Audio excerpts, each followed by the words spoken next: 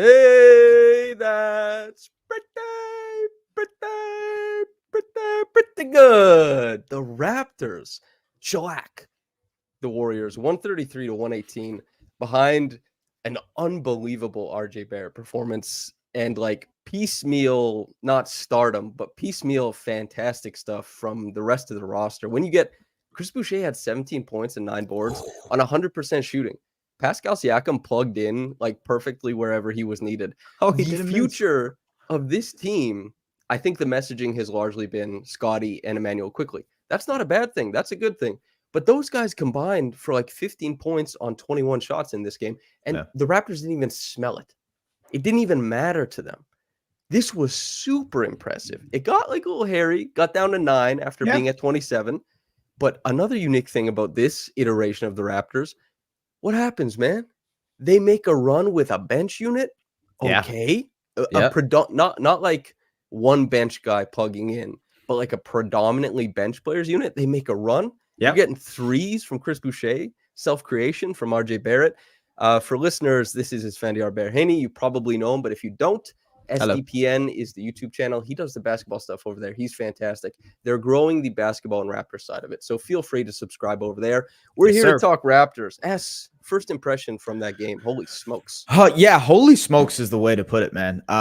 That was just a crazy. I don't even want to call it crazy because it maybe assumes or suggests that this is like out of the realm of possibilities for the Raptors. But over the last 4 games, it's been like what 126, 130, They score the 131, 130. basketball. They can score the basketball in bunches. Yeah, just I love the fact that you brought up the bench because I mean 50 whatever bench points jumps out almost immediately. I think this is something we talked about last week, or was it last week that we talked a couple of days ago, whatever. Sure. Just in general, the role clarity has helped the bench just make so much more sense. Dennis knows what to do now because Quickly is that starting point guard for you. You know, kind of he's the one.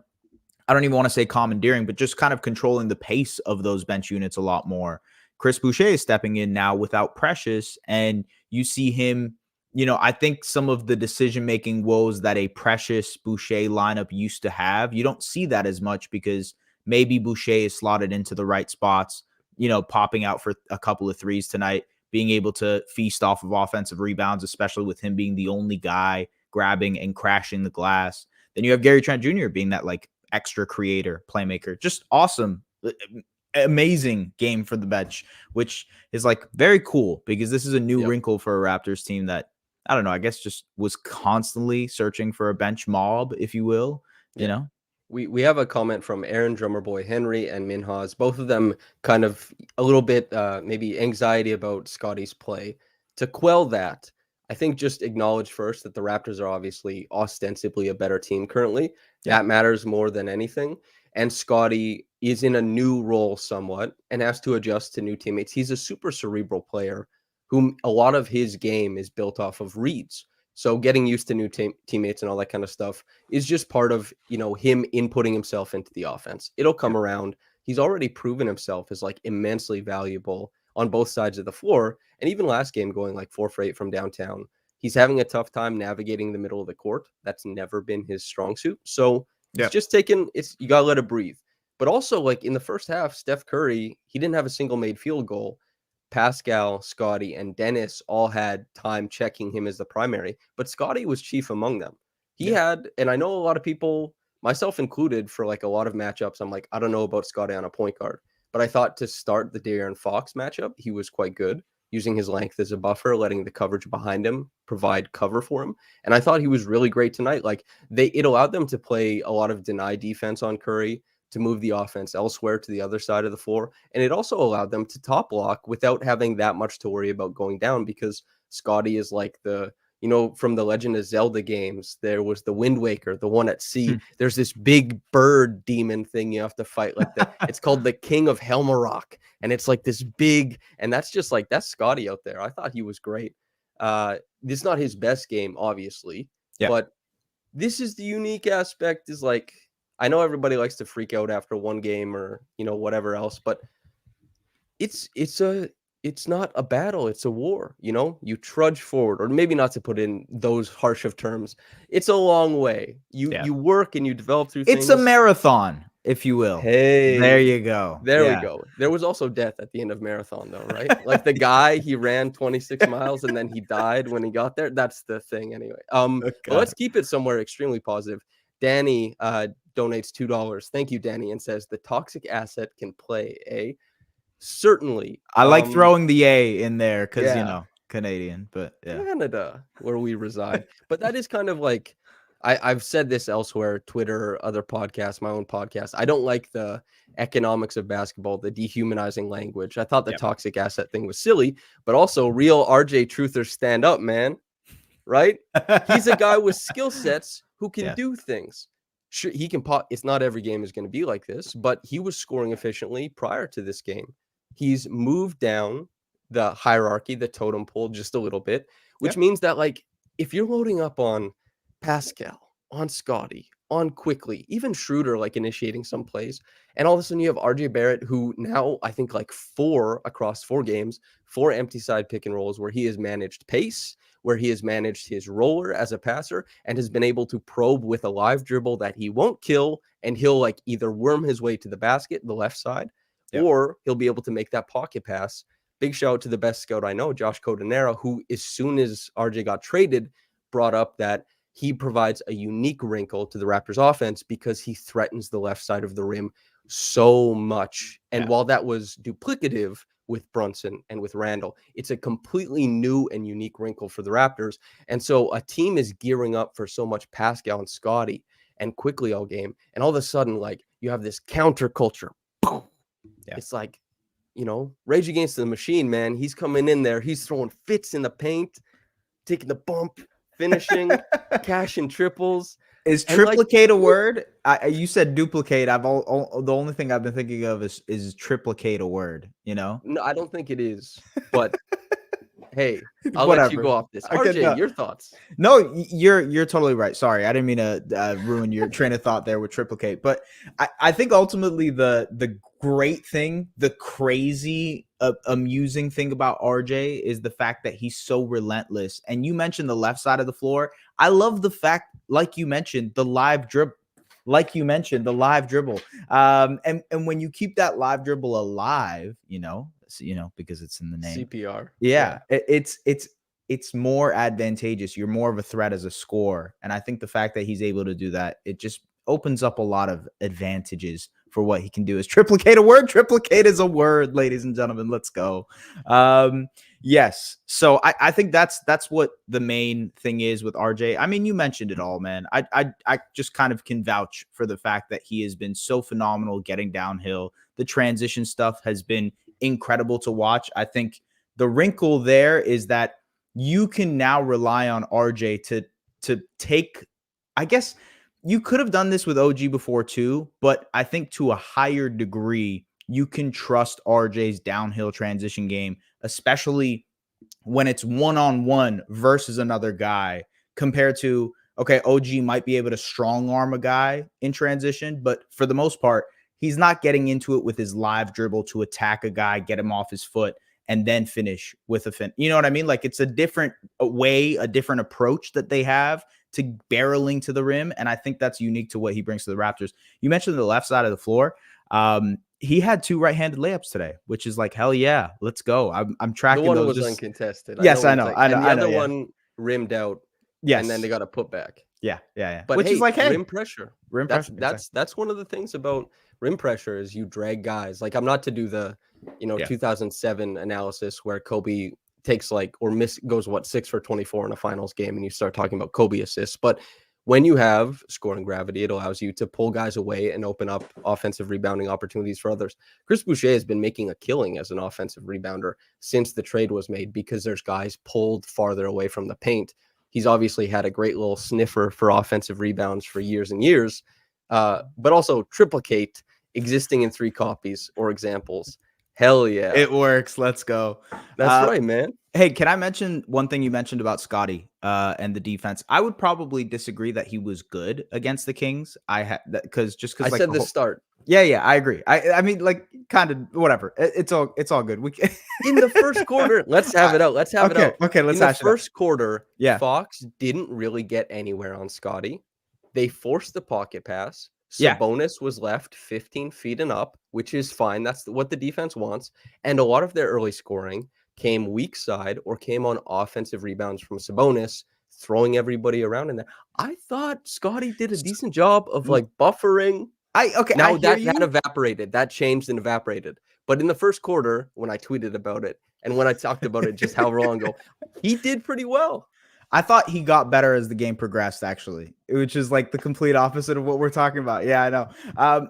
You know what's crazy? Shout out to Pascal because I thought he did a great job tonight on Steph. I know we're On gonna everybody. on everybody, just This was his incredible. best switching game I've seen in a long Hell time. yeah.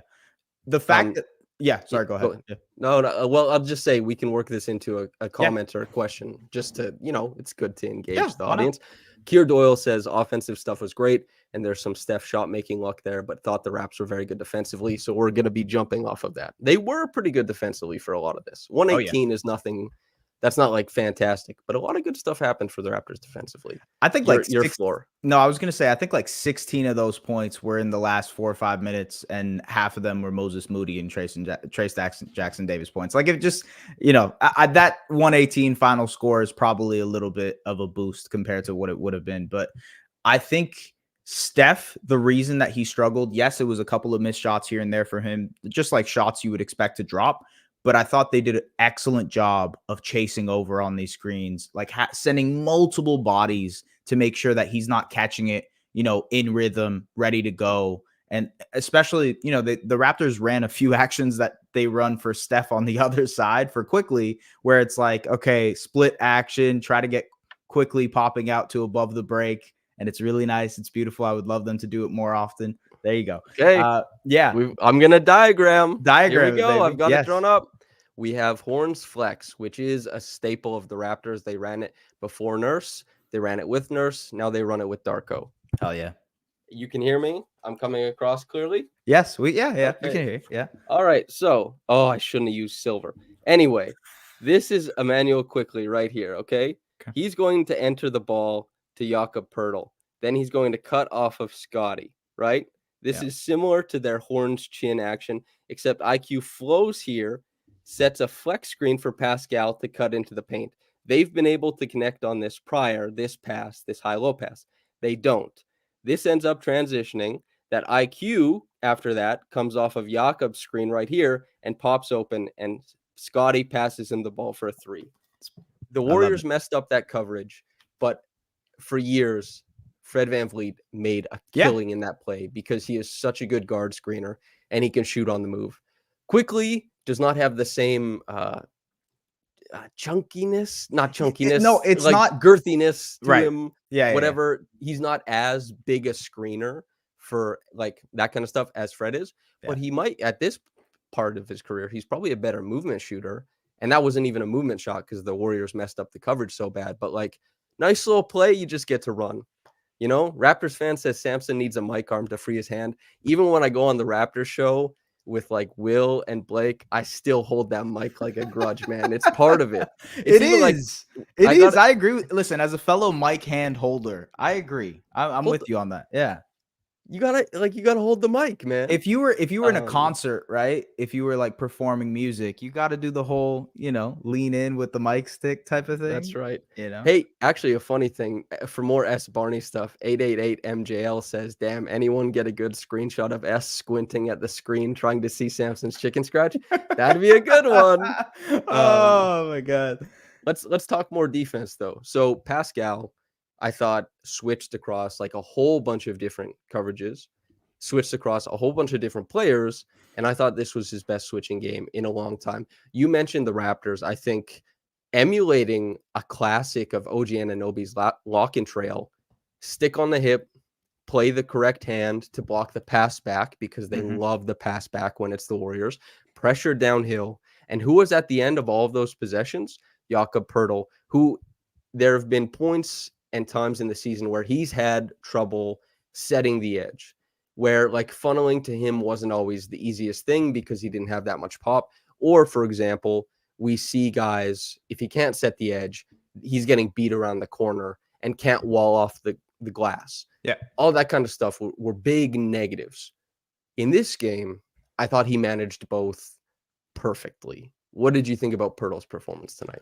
Yeah, I agree with you. I mean, I think the big thing that maybe might be a drawback with the way that they're using him right now is the fact that he has to contest a lot of these shots at the rim. So now they're selling out on some offensive rebounding. And you saw that throughout this game. You saw that through Sacramento as well. There's like, if he's the one protecting the paint, if he's the one contesting the shot, then you need other guys either crashing the glass or boxing out his man so that they can, and like, that's just something that's going to happen.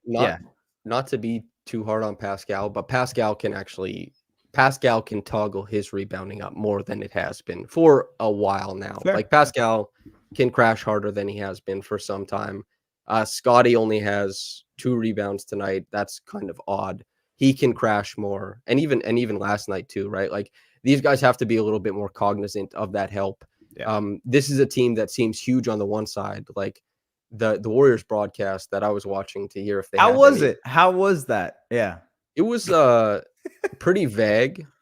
Like they weren't highlighting anything particularly interesting. They did talk about top blocking, which, you know, fandoms and broadcasts are informed so much by the type of basketball that they see all the time. So if you're a Warriors probably fan, see it a lot, or if you're a Warriors broadcaster, what are you going to talk about? Top blocking. If you're a Raptors fan or a Raptors broadcaster, you would have been very, very familiar with the term X out. You would have been very, very familiar with mismatch hunting and like all that kind of stuff. So it was not so bad, but yeah, it was pretty vague, most of it.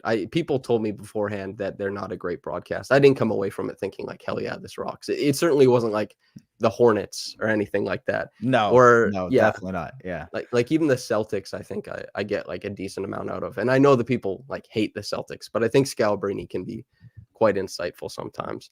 Phoenix Plays E says, do you think Pascal is coasting to prevent injury? I think Pascal's like compete level on defense is lower than it has been in the past. He used to be just like the Tasmanian devil. Go watch 2019-20. He is insane. And even for pockets in time in 2021-22, it's pretty nuts. Like his compete level defensively, his court coverage, but he's been so injured. And like people forget that Pascal has fought through a bunch of injuries and still come back to play like 37, 38 minutes per game. 2 groin injuries. Serious. And like his shoulder, he tore his labrum. Like he's had a bunch of stuff that a lot of other players would not immediately re-enter the lineup as an Iron Man, but he does. And it's affected his athleticism, I think, a little bit. And I think that's affected some of his like defense. I think it's affected some of his rebounding. Is he coasting? I think the older players they manage more where they're at in a game. Mm-hmm. They try and take the slow parts of the game slower. They try and like in the fast parts of the game, navigate it with craft a little bit more. Yeah. And so I think that's happening with Pascal, but that happens with a lot of players. And typically it happens before 29. It actually, like most players, they start doing it like midway through they're like 26 or 27, to be quite honest. Also, like, to be honest with you, like you mentioned the early years, championship year, obviously like first year of him becoming, I don't know, I guess a mainstay of the offensive engine or whatnot. As you get more offensive responsibility, it's kind of hard to do both, man. Like there's like few players in the league who can do both at 100% level, maybe at that. And like even the very, very best in the league take possessions off.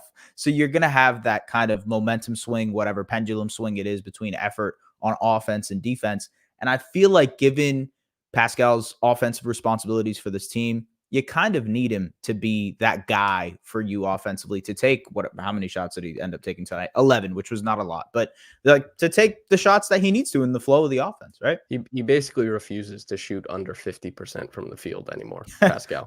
Like every game, he's typically close to, like lately, he's just close to 60% and not typically under 50%. A good question here from Darko Stan. Do you think this new version of the Raptors can be a top 10 offense? They have been elite since the trade. Yes, I do. Yeah, absolutely. They were 12th last year. As crazy as that sounds, but And it this was Raptors all off team, transition. Like it was all off. they Yeah. were 25th in half court efficiency, and of course they were second in transition frequency, and I think third in transition efficiency.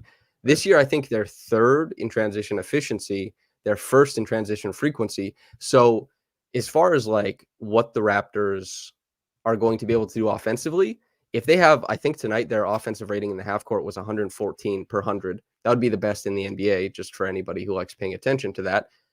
They've been scoring the hell out of the basketball. Even prior to the trade, they were scoring the hell out of the basketball. But with the trade, you just see like the balance, especially in their top seven.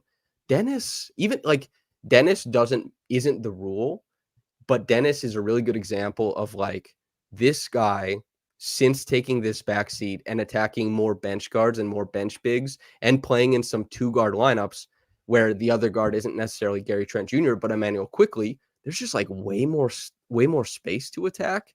Yeah. Everyone gets to operate in more room. And Dennis is like shooting like 60% from the field. Dennis is like fitting in perfectly. Dennis is finding all his spots. Every once in a while, there's a shot I don't like that much, but like RJ is fitting in perfectly. We talked a bunch about him at the start. It's just like, this is really good stuff, guys.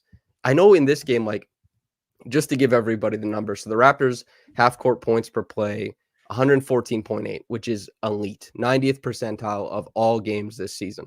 Their points per possession in transition, 98th percentile of any game this season. And points per play was 187.5. So they're running out in transition, scoring the hell out of the basketball, getting into their stuff in the half court, scoring the hell out of the basketball. They had high-low stuff working with Jakob. They had off-ball screens working to get Emmanuel Quickly loose for three. Yep. RJ hit a three off of a pin down. RJ hit a three off of a pin in. Emmanuel Quickly is always in motion. This wasn't even his game. Neither was it Scotty's. Pascal is scoring in the middle of the court, collapsing the defense, playmaking to the corners for shooters. Chris Boucher is 7 of 7 from the floor. Like everything is like bang, bang, bang, bang. And it's been that way, man. Mm-hmm. It like they got to face like a top-notch defense at some point, but they can, especially I have faith in Scotty and Pascal. When this kind of stuff slows down, those guys are like pretty tough. Yeah. They're really tough. And even some of the best defenses, by the numbers, they're great. They still aren't sure quite how to match up with Pascal or Scotty. It can be a whale of a problem to try and figure out how to stop those guys. And those guys do so good at getting the early work done. Like, Oh my God, especially tonight, like, man, they are physicians, like just craftsmen, whatever Clinical. kind of clinical, yeah, surgical, like literally any kind of word to describe these guys in order for them to just be elite. They are the reason Steph was on Scotty so much in the post, or Steph was on Pascal so much in the post, was because both of those guys early in the game, especially, were actively running early in transition to find Steph. And when you have guys who, one, recognize that, say, hey, we're very good post players, we're going to attack this guy every single possession. Cook his ass offense. Cook offense. It's that mismatch hunting, like you mentioned earlier, but I think that really helps the Raptors in transition, but also in the half court, because let's say they aren't able to get that hit ahead pass, which quickly got a lot today. Let's say you can't get that. The mismatch is already established once you're in that half court. So one advantage is already created when you throw the ball to either Pascal and Scotty in the post, draw double team, kick, rotate. There's either a second side read between RJ or Quickly. And then now you have this free flowing offense sort of that just makes a lot of sense. It starts with an advantage and it probably ends in an advantage for this team. Half court numbers for this year, by the way, I got you. We had the exact same thought. That's pretty good. I go. got it pulled up, man. Hell yeah. They're 22nd this year. They're about to jump, I believe. They will. They absolutely will. Into 20th. Yeah. I think this game will jump them into 20th. Over the last 2 weeks, I could be wrong. Keeks did tweet this out before, but they are top 10 over the last 2 weeks, which goes to show you it has looked a lot better since, I think, December 11th. So it's actually more than 2 weeks. It's like 3 weeks of basketball that they've been a top 10 half court offense. I saw the tweet, can't Almost a full remember month. exactly what it was. Yeah. Yeah, it like, their offense has been trending up. Like, this was a thing that happened was it was really bad early on. They had to figure out how to work Pascal into the offense. As soon as Yeah. they figured out how to do that, they started climbing slowly because Pascal is still their best half court operator far and away. Not in this game. That was RJ Barrett. We'll get more on that later. But as far as like working Pascal, your best half court operator, into your half court offense, they started rising. Then they got some 3-point regression. A lot of that was Pascal. They really started rising. They were playing really great offense prior to the trade, but they just weren't playing defensively. And the worst part, and this was, you mentioned like the difference between OG and RJ. RJ is just miles better than OG with a live dribble. OG is a better spot up shooter. OG is a better defender. OG is a better play finisher from a standstill. Like, his standing dunk rating is a 99. Like, he has a badge, all that kind of stuff. He can catch lobs all the time. I know RJ caught one tonight, which I want to talk about. Oh But yeah. Yeah. like, there's the extra creation, live dribble creation is exactly what the Raptors needed for when they have a guy like Pascal, a guy like Scotty. These guys walk out there and they are a walking mismatch. And especially like Scotty will get way better over time. He's not even on a max extension yet, right? But Oh yeah. like, especially Pascal for now, walks out there, knows exactly what he wants to do, knows exactly where he's going to draw the double from, compromises the defense like immediately. And then if you don't want to leave it in the hands of just like 3-point shooting variants, you want a guy who the floor collapses and he'll like come in on the weak side with a live dribble and navigate and negotiate the space between defenders. RJ fits in really well there, which is why I know tonight was a hot shooting night, but he was efficient prior to this. Yeah. And a lot of it was attacking off the left side with big space that was given to him, afforded to him by mismatch hunting by Pascal Siakam and Scotty Barnes. Now, obviously, this game wasn't the most tangible, like Scotty and Pascal dominate situation, but there's just so much room for them to succeed offensively now. And there's so many different ways they can do it. You know, I had a tweet tonight where I was talking about the Raptors were trying like their offense prior to all this kind of stuff making sense is they're trying to like light a wet log on fire with a water bottle. That was a Now they very have interesting tweet. That was a very interesting tweet. Where did you now come they off with what water bottle? Sorry, I one thing I wanted to ask you. Yeah. I was just thinking of things that don't burn well, and I was like, a water bottle feels like it doesn't burn well at all.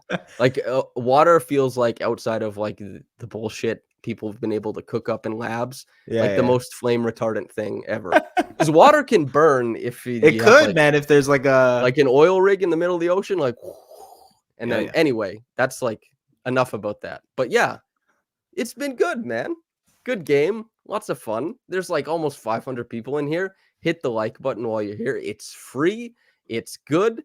Dal L says RJ being left-handed is an added bonus. You got a lefty over here, brother. I know it's showing up as right on the podcast, but Yeah. lefties are special. Lefties can make it work. S This has is seen lefty a bias. special lefty go to work many Sundays and This Saturdays at this pickup. is lefty bias crazy. Oh my god. Dude, lefties are elite. Well, you called him James Harden the other day too, right? You called him, yeah. I I did think not call him James Harden. I said that he made a really elevated pocket pass in the pick and roll, and then somebody said, "Are you saying it's James Harden?" And I was like, like that's funny. But he did make like the he did, pacing yeah, yeah, left-handed, like ding, like yeah. that little Little skip to my skipping Lou pass, pocket right? pass. Yeah, That's yeah. right. Yes, which James obviously popularized from the left hand, the left side of the floor. Emmanuel, quickly, let's focus on IQ. A couple games where, he hasn't been the focal point of the offense. And I think has been largely, even though like I had that tweet, it's Martin Short on Conan, opens up like the jacket and was like, "Hey everybody." Like IQ walked into this team saying that, well, sorry, he walked into a team with a fan base saying like, "You're him. Yeah. You're the star. Like you're the answer to the point guard position." And he's probably like, "Hell yeah, I can be that guy."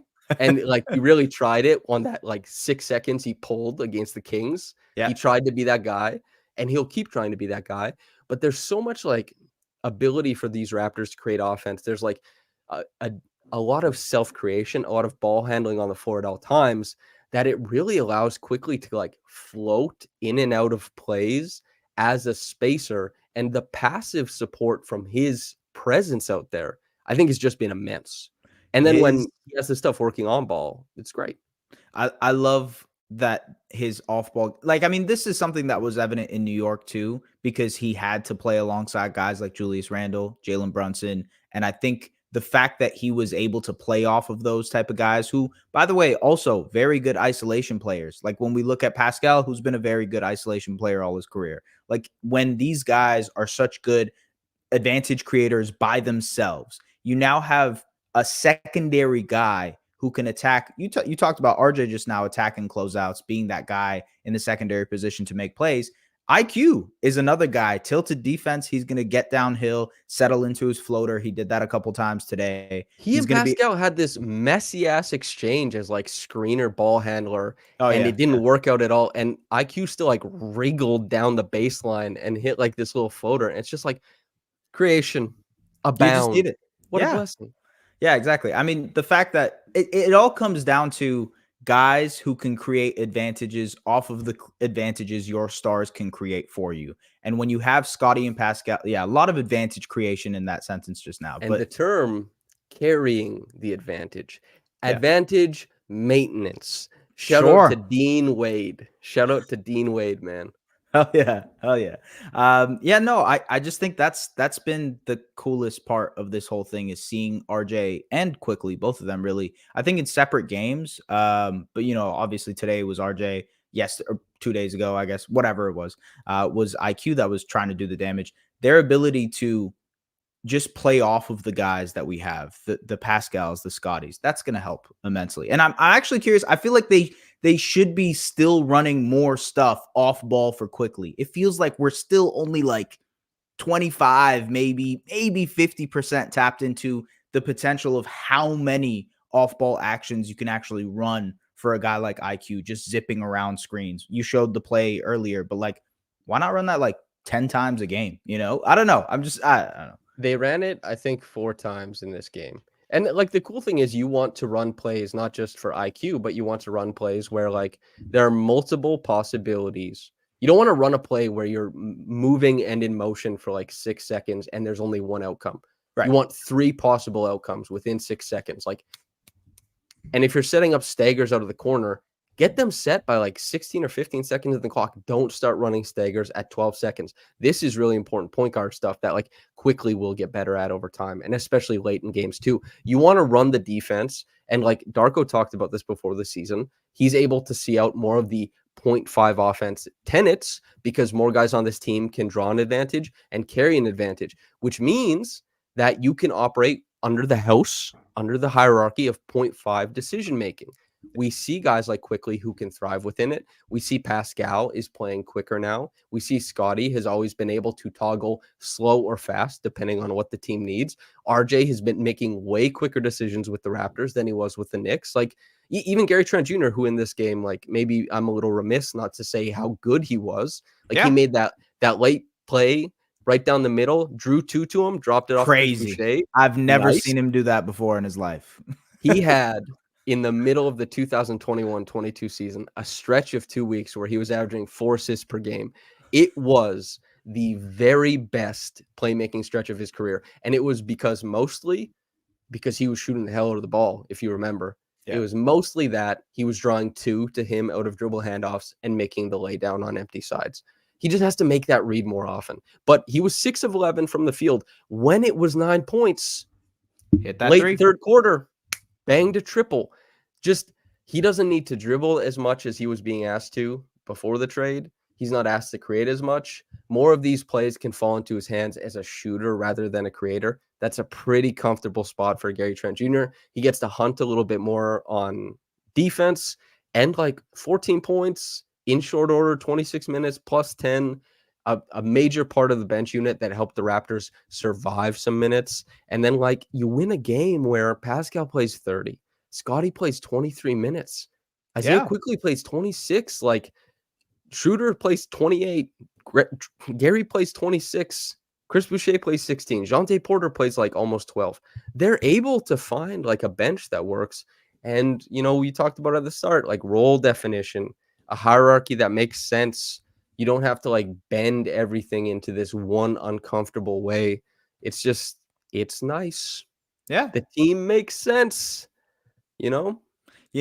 I saw, and we had this discussion maybe a little bit during the game about Darko, and just having the tools necessary for it. One of the main things for point five off, like for that to work, is one, the quick decision makers, guys who are willing to kind of make these plays, especially off of the second side when that advantage is created. But the other thing is like being able to hit shots and being a scoring threat. And I think the Raptors have established that well and through with guys like RJ and Quickly, who can themselves be scoring threats. And Well, now, like the yeah, the sorry, go ahead. big the big thing too is like shooting so you create closeout opportunities because point five basketball, the first thing everybody thinks of, and I think this is true, is pump, dribble, play make from the middle of the court. Everybody thinks about that when they think point five. Yeah. And this is something that happens to a guy like Pascal, who I'm glad he's hitting like above the break threes. I'm glad like he's only 0.3% away from 30% now on the season. It's been trending up. He'll probably end up, if I had to guess, like a 32 or 33% on the season. Sure. That's definitely like that's palatable. You can work with that certainly, especially the fact that he's shooting almost 60% on his twos, which is nuts. But you have to be able to draw that closeout so you can pump and go and keep playing with advantage. If you can't draw a closeout, the advantage stops with you. Yeah. And then you're not playing 0.5 anymore because 0.5 from above the break to another guy who's covered, What is that's that not gonna playing do with for you? advantage. That's why Darko for like a month to start the season was like, we need to get into the paint. We didn't get into the paint often enough. We're trying to have dribble penetration, and it was just when look, a lot of people who are listening to this right now Big will RJ notice thing that. too. Yeah, RJ, he can Barry, rumble his way in there, big old getting bully, there. you know? Yeah, but what's my name right now? Bay Street Bully Barrett, man. Yeah. I think just the fact that they're easier to create rim touches for, not even rim touches, just paint touches. It's making a lot of other guys have open shots. I actually think it's opened the floor for Jakob a little bit too, just because obviously the secondary creation side now when an advantage is created by Pascal or Scotty, second side, it's RJ or Quickly running that pick and roll. Most of the time, it's empty side. Jakob can kind of go up. That's a layup for him, right? And the touch will come, the finishing will come. Like it's been good in a couple of games here.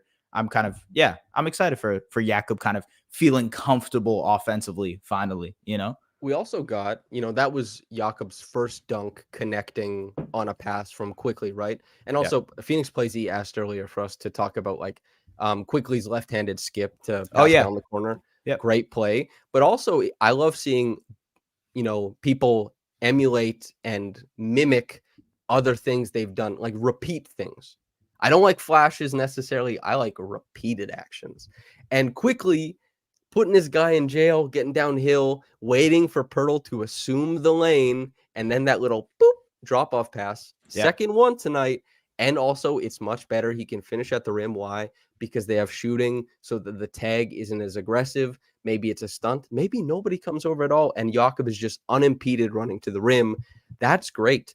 Those are the types of playmaking things that Quickly definitely got to do with Hartenstein. And I'm glad Jakob is such like a good facsimile for a lot of what Hartenstein did, because Quickly and Hartenstein had like an awesome little two-man game going. And Jakob can emulate a lot of that kind of stuff. So to see him step in, find familiarity there, and knowing that familiarity with Scotty is definitely going to come farther and farther down the line. That's, they put out the video. Masai was on the phone.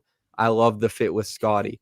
That's going to be the crux of what they do. A lot of their main actions offensively. There's just like there's good stuff there. Joshua Howe says there's a wispiness to IQ's game. Guy moves like a cloud so easily, so smoothly, with feathery bursts here and there. Love how he's working his way into the offense and rarely forcing anything. Everyone, we have a published writer and poet giving us stuff in the middle of the podcast, but it's true. And it also plays into a bit of a critique that Phoenix Plays E was talking about. Like he wanted a little bit more strength on some of the finishes. It's true. IQ, once he gets all the way to the rim, is going to move away from contact. He's going to rely on touch a lot. Yeah. That's why you see him stop short with a floater. He's shooting almost 60% on floaters this season, right? Which is like That's absurd. That's Yeah. great for floaters, but it's also not that good for layups. So finding that mix between like beating a guy to the glass and also being a little bit braver, be wispy when you need to, but be powerful when you have Punch. to. Yeah. It's Bruce Lee, be like water, right?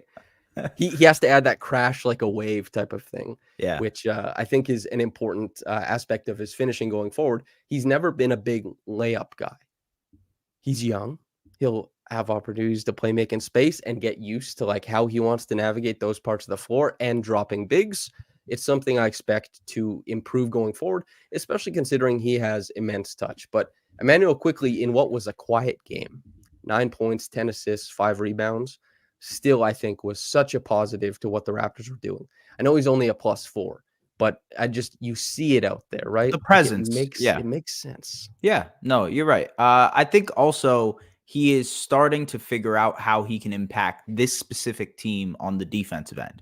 I think the weak side rotation stuff was evident in the Sacramento game. It was also evident in the game before that. And I think against the Grizzlies, sorry, I completely forgot who they played for a second. And then I think tonight he did more of the same.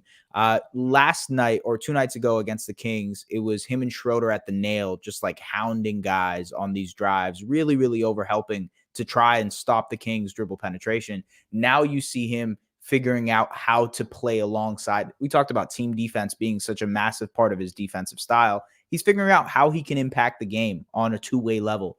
So even when the offense might not be falling the way he wants to, the shots not falling the way he wants to, he can still be an impactful player, make plays, if you will, on the defensive end.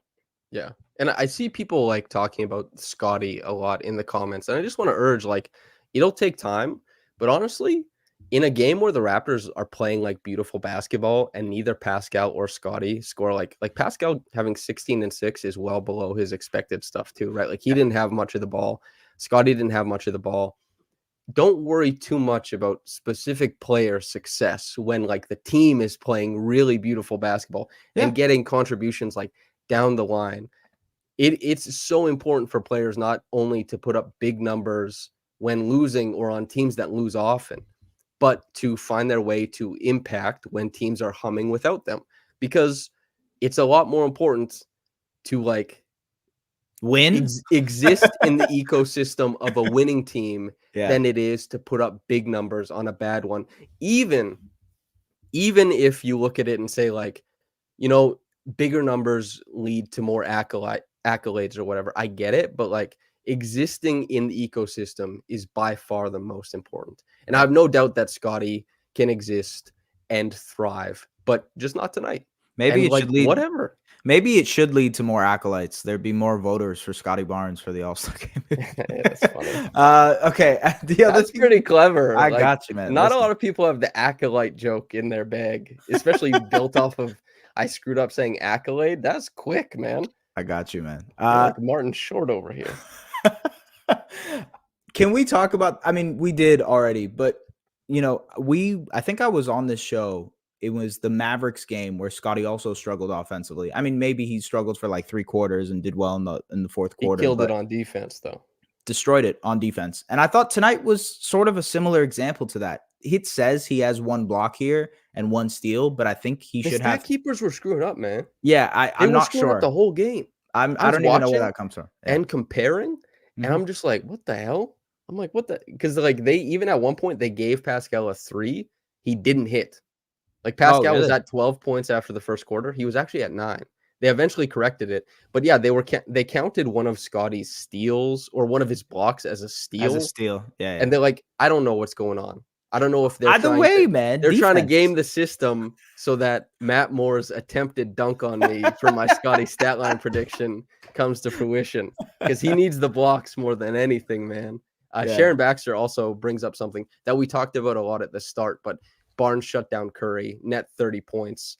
Like, I don't know if it ended up being net 30 or anything like that, but Scotty was not the only primary defender on Curry, but he spent the most time on him. And I thought he did like a great job, great job there, which is a huge thing too. Providing that defensive impact when the path to offensive impact isn't handed to you, or isn't necessarily like really easy to understand. Some games, your skill set doesn't make that much sense. Scotty is an opportunistic scorer. He, especially now since he's like a much better 3-point shooter, he finds his way to baskets. Like he goes 0 for 4 from 3 in this game. His shot chart is changing over time. Yeah. He has to figure out his hierarchy. What do I look for initially? What is my greatest strength? How does this strength affect defenses? How do defenses most often react to me? What is my first playmaking read against the most common defensive response? All this kind of stuff does not get figured out in the first 40 games of your breakout season. It gets figured out over the course of your breakout season, and then it gets figured out during the following season. And it's all this kind of stuff. It's constantly like the back and forth of beating the game plan, the ever evolving game plan. And the true stars in the league are ever evolving, which I think is what Scotty will be. And this is just like a ho hum game where he's 3 for 11, scores 6 points. But who cares, man? This team played great basketball, and Scotty fit right in. You know, it's funny you mentioned ever evolving. I think there's maybe not no better player, but Pascal is such a great player for Scotty to learn from in that ever evolving category. Because if you watch, He's like, very resilient. very resilient. Obviously, you mentioned some of the injury stuff over the last 4 or 5 years, but just the fact that he's been able to constantly add something to his game and also master areas of his game where it's like the mid-range game is now something he can wholeheartedly rely on. And that was just not part of his game 5 years ago. Today, there was such a big conversation on the timeline about Pascal Siakam in 2019 versus, Pascal Siakam in 2024. They're wildly different players. And the evolution process, it's not something that happened overnight. It's not something that happened in a season. Obviously Pascal won most improved player, but that wasn't the season where it all got figured out. It gradually over time became this, offensive engine, scorer. You mentioned assassin-like killer last time I was on here. That's the type of player he is now. It wasn't that way in 2019. It's been an evolutionary process. Scotty can learn from it. Even the space between Pascal's first All-NBA selection and his second, Pascal was a guy he was on like the greatest shooting streak of his life. Yeah. He shot 34% on a whole bunch of pull-up threes, a bunch of them above the break. Crazy. He was just like, he was hitting threes like crazy. He was attacking in straight lines. He was playing with Kyle Lowry and a really fantastic Raptors team. He did not operate in the middle of the floor at all. And his first All-NBA selection is because he's giving you like this 3-point shooting, attacks into a straight line, and every once in a while gets like a pinch post action or does early work and gets a mismatch. Whereas now, and in his second All-NBA selection, he's a guy who thrives mostly in the middle of the floor, is maybe the best of all the big men in the league at like, you can stunt and pick away at him. He won't kill his dribble. He will probe. He'll protect his dribble. He will drag guys. He'll play make. He'll score. He's very resilient. Kills in the middle of the floor. And his shot chart, his approach, his unassisted rates, everything about how he attacks is now more friendly to an aging body, a slower player, which is important as you age. But it's also just like more like game plan proof. Yeah. Especially when you have a team that can shoot around you. If you can draw a double and your team can shoot, hell yeah. Like great things coming. And this Raptors team has been shooting. So, Guru Shishya says, yeah, but how do you drop to 25% 3-point shooting? He's not at 25% 3-point shooting. He's basically at 30 now. And I'll tell you how. You have the worst shooting streak of your life, 5 of 52. That's how. He hasn't lost the ability. He was never as good as 2019-20, but he's been like an all right to mediocre 3-point shooter, above the break for however long. That's what it is. But, he's been trending up. We'll see where it stops or what it is. But I don't know. It seems maybe a little bit overly negative to focus on something that's been trending up and is no longer at 25%. He's a really interesting case study in development initially to the first player he became, and then the second player he became after all the injuries, after being the most taxed player in the NBA in the same season, leading the NBA in closeouts, in minutes played, and isolations. He did that all in the same season. And that was a season. That sounds exhausting. Those are the totals. Yeah. He missed the start of the season with a torn groin, torn labrum.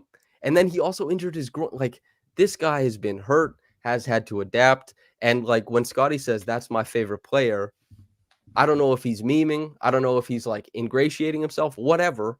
But he clearly likes Pascal and looks up to him. There is a bunch of stuff that Scotty can pluck from a guy, Huge, massive, even on his way to become better than that guy, right? yeah. It's not easy to have a better career than Pascal Siakam. Scotty could. And if you want to learn like the craft, the resilience, the adaptability, Pascal is a great player to learn from at that position. Yeah. It's, Yeah, especially like, I mean, not to go too deep into the comp or whatever. I'm not trying to make it a comparison, but that's for you, Sebs. I think the funny, not even a funny part, but just the interesting aspect of Scotty versus Pascal, or Scotty and Pascal, is the fact that both of them didn't come into this league as scorers, right? Nobody really projected either of them to become these guys. And so maybe you can pluck, and in the same way Scotty was this, hey, I'm going to be bigger than you, stronger than you. Pascal came into the league as a guy who's, hey, I'm going to be quicker than you. I'm going to be faster than you. I'm going to beat you down the floor on a transition. There are ways that you can find things, like you said, pluck things out of the game, add it to your game, add it to the bucket. Skill acquisition, baby. But yes, Scotty Barnes looks cool, will be good, will be fine, to be honest with you. Steph Curry learned some of his footwork from Rip Hamilton, and he's a better shooter than Rip Hamilton. It's just even Kevin Durant is much better than DeMar DeRozan. But Kevin Durant, you let him talk about DeMar DeRozan's footwork, he'll be on this podcast for longer than we've been. Like, you can learn from anybody. And Pascal, his game is one of the most unique in the NBA. And this is the thing I think most people don't recognize, is that Pascal, the way he works, he doesn't really have a comparison point. He's a very unique NBA player in how he achieves what he achieves and the skill sets he's able to thrive with. That if you were somebody who wanted to learn how to like work the middle of the floor as a hub, and you can't just be like, oh, I'm not 7 foot like Jokic and have the greatest touch of all time, moves and approach can be emulated from Pascal Siakam for a guy who maybe has better touch, and a guy who is like Scotty, obviously has a bigger, more imposing body for the middle of the floor than Pascal does. If he can learn some of those like deft little moves that Pascal has, Jover, man. Even the mid-range stuff, man. Like, I always look at the mid-range game that Pascal developed, the counters that he has in the mid-range to get to his shot, because his release point is so high, he can shoot over the top of a lot of different players. Scotty's like that. Scotty is like exactly like that. And if he can add those little elements to his game, his ISO bag is going to be a lot better, I guess, going forward. So yeah. Micah Zion says, we stand on the shoulders of literal giants. And that is so true. Like, there's always something before, you don't realize how important Peugeot becoming the first like corporation plus man at the same time was to the growth of capitalism. And then we see where we are economically now. You look at the people who look at things politically, and somebody says like, maybe they discovered Bernie Sanders for the first time or something. And then they're like, democratic socialism is like the end all be all. And then they realize like that's drawn from like communism, Trotskyism, Leninism, or you'd be like, I'm a third world Maoist. Like, everything has a genesis and everything grows from something more. And skill sets on an NBA court are no different. Damn right. Chris Boucher and Jonte Porter. Let's talk about the bench bigs a little bit. We touched on it a little bit at the top, when Chris Boucher now has a lot more room to like dive in as an offensive rebounder. I think there's a lot of room for him now, given more space on the floor. But 7 for 7, I think he's been so good since the trade. I think that there's a lot more room for him as a cutter. I think there's more room for him as an offensive rebounder. I think that he doesn't necessarily fix or improve anything defensively, but I don't think he gives you that. Like, I don't think he's giving anything up, really. Some games he can really get up for defense. Even the big stop that the Raptors got against Fox down the stretch is you have Pascal as the primary on Fox. They get a switch. Boucher holds him up until Pascal completes the switch to blitz coverage on him. Then Boucher trails, blocks him. They get a look at it, and like, Crazy That's split of the double, by the way, by Fox. That was so sweet. He's so elite, man. Crazy. Some of So his good. scoring down the stretch of that game, like the bump, wiggle, fade that he Yeah. had in the middle, I was like, Well, he was like, if a defender is taller than me, then I'm gonna beat them to the basket. If a defender is smaller than me, then I'm just gonna like bully ball them. And like he has he's so almost much. perfect, man. He. I mean, He's also especially with the shooting the shooting. hell yeah. Yeah, yeah. With the shooting, I it's beat like, you to it. I beat you damn to it. No, no. Um, But yeah, no, I agree. Fox is crazy tough to. Okay, on Boucher, the one area I guess that's interesting with Boucher is the swing factor. I guess offensively for him is that 3-point shot. He made 3 threes, and if he's stretching the floor for you as well, that adds another dynamic. I think that's why a guy like Jonte Porter is so intriguing because he can also potentially stretch the floor for you. And now when you're talking about bench groups, throwing in a Dennis Schroeder who's going to get downhill, those pick and roll actions, when you're having Jonte pop out, when you're having Chris Boucher pop out, when those guys maybe get their shots respected, now it's, a lot easier for Dennis to get downhill and get to the basket. A lot easier for Gary in that dribble handoff scenario to settle into a mid-range shot because they're worried about Chris maybe on the other side or worried about Jonte taking a shot. And that's the intrigue, I guess, for the most part with both of those guys. It's, hey, you can do these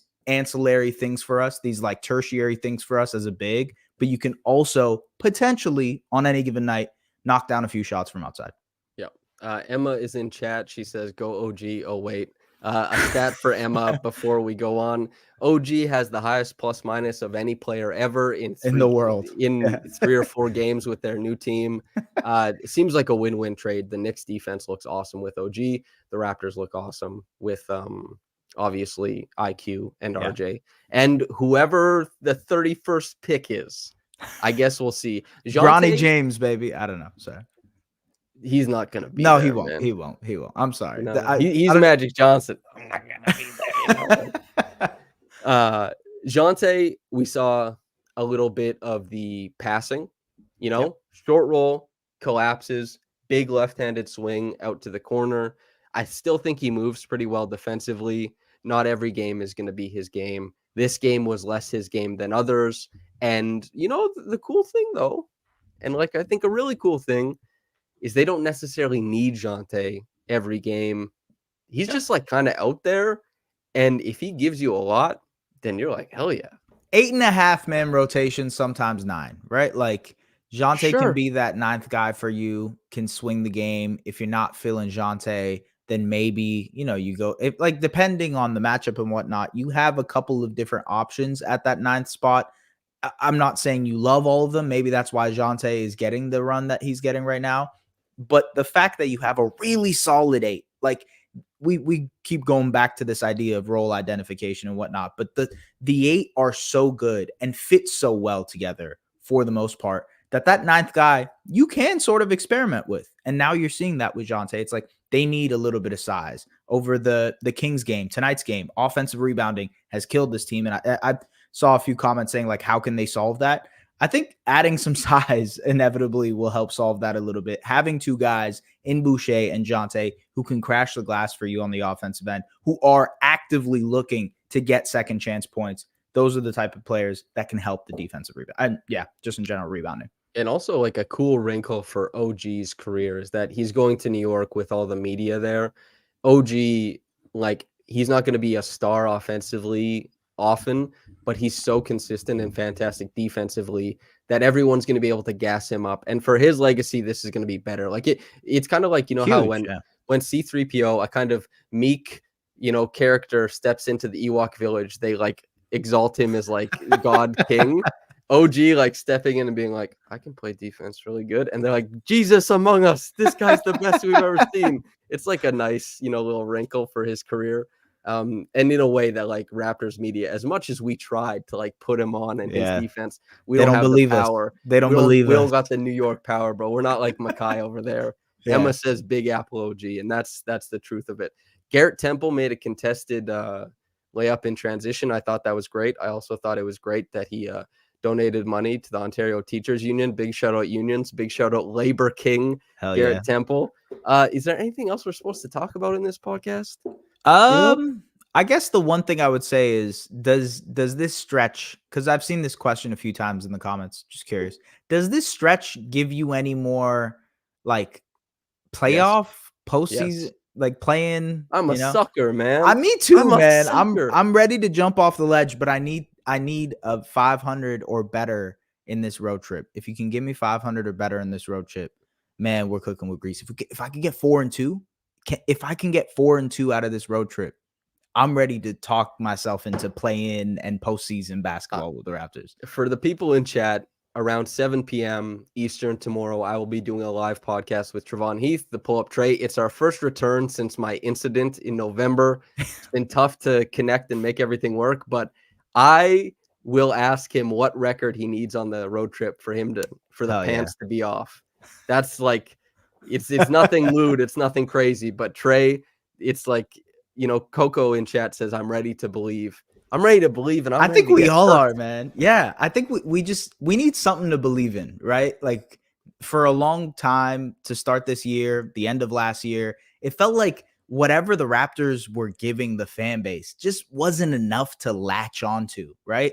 Everything is fleeting. Free agents are fleeting, players are somehow fleeting, coaches are fleeting, but the like essence of the team just wasn't there. The let us believe in the fake comebacks. Let us believe in the random bench player doing well. And you're getting a little bit of that now, right? You're getting the comeback games, you're getting the fun little fourth quarters, you're getting the cool little celebrations, you're getting the Jonte Porter development game, you're getting all of that stuff that felt like Raptors basketball for a long time. And it's back. Yeah.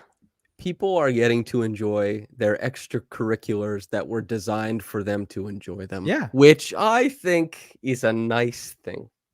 I'm Pretty good. also very pleased that I've been able to bring up a capitalism versus scientific socialism debate in the chat.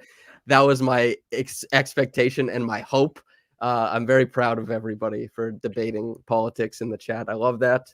I've never been one to debate politics online, but Oh yeah. Oh yeah. certainly off of it. Um, hell yeah.